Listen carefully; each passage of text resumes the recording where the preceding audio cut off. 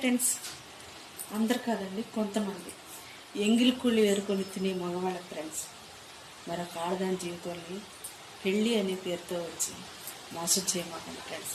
ఎందుకంటే ఎన్నో ఆశలతో మీ జీవితాలలోకి వచ్చే ఆడవాళ్ళు ఎంగిలి కూరలు తిని 30 సంవత్సరాలు 40 సంవత్సరాలు ఒంటరిగా బతికి ఏదో మీకు అవసరం వచ్చింది కదా, మీ కట్టి సుఖాలు పంచుకోవడానికి మీకు వయసు అయిపోతే తోడుగా ఉంటానికి పెళ్ళి అనే పేరుతో ఒక ఆడదాన్ని తీసుకొచ్చి మీ జీవితాల్లో ఉంచుకొని అది నా భార్య అని ఫ్రెండ్స్ 10 మందిలో కట్టి పడేసిన ఏమంటారు గుంజకు కట్టేసిన గీదలాగా, ఒక ఆవులాగా, ఒక ఎద్దులాగా వాడుకొని వదిలేస్తుంటారు.